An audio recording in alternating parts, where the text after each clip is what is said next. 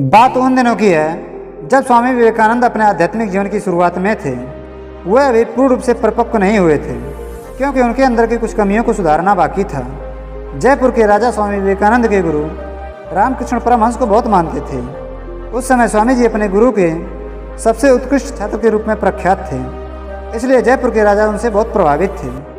उन्होंने एक बार स्वामी जी को महल में आने का निमंत्रण भेजा। उस जमाने में यह रिवाज था कि जब भी राज परिवार में कोई मेहमान आता तो उनके सम्मान में विभिन्न प्रकार के पकवान और नाच गान का आयोजन किया जाता। स्वामी जी के आगमन के सत्कार में राजघराने में नाच गान का कार्यक्रम आयोजित किया गया। राजा ने नर्तकी के रूप में उस शहर के सबसे विख्यात और सुंदर वेश्या को बुलाया। सारी व्यवस्थाएं भव्य रूप से की गई। सारी व्यवस्था हो जाने के बाद राजा को याद आया कि स्वामी जी तो एक सन्यासी हैं और एक सन्यासी के स्वागत के लिए एक वेश्या को बुलाना उचित नहीं है। लेकिन जब तक यह बात राजा को समझ में आया तब तक समय बीत चुका था। नाच गाने वाले की टोली राज दरबार में पहुंच चुकी थी। अब राजा कुछ नहीं कर सकते थे, क्योंकि उन्हें अपने अन्य पहचान वालों को आमंत्रित किया था और ये भी ऐलान करवाया था कि स्वामी जी का स्वागत वह नाच गान के साथ करवाएगा। इसके अलावा राजा वेश्या को वापस नहीं भेज सकते थे, क्योंकि वह बहुत ही बड़ी और उच्च दर्जे की नाचने वाली थी। यदि वो ऐसा करते तो उस वेश्या का अपमान होता। थोड़ी ही देर में वहाँ राजा के सभी पहचान वाले उपस्थित हो गए। इसके बाद वहाँ पर स्वामी जी पधारे। वहाँ पर स्वामी जी को पता चला कि उनके स्वागत के लिए एक वेश्या को बुलाया गया है। तब स्वामी जी ने उस वेश्या को देखे। उसे देखते हुए भयभीत होकर राज दरबार के एक कमरे के अंदर जाकर दरवाज़ा बंद कर लिए, क्योंकि अभी वे अपरिपक्व थे। उन्हें डर था कि कहीं उस वेश्या को देखकर उनके अंदर की काम वासना जागृत ना हो जाए। राजा बाहर से आवाज़ लगाते रहे, उनसे विनती करते रहे, पर स्वामी जी राज दरबार में जाने से मना कर दिए।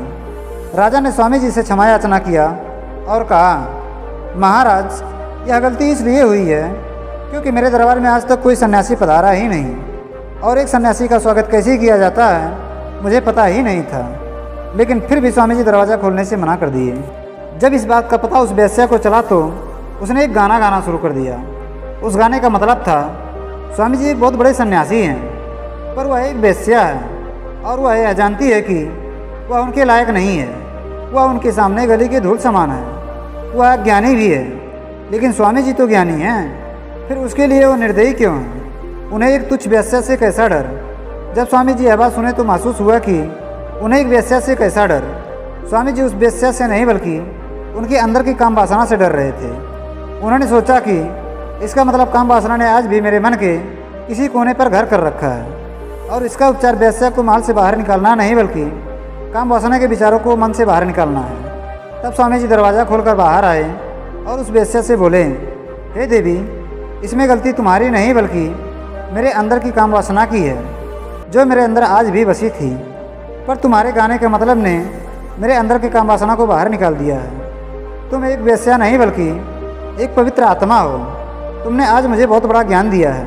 इस ज्ञान की प्राप्ति के बाद स्वामी जी वासना मुक्त होकर आध्यात्मिक जीवन की एक नई ऊंचाई को छुए और धीरे धीरे पूरे विश्व में प्रख्यात हो गए।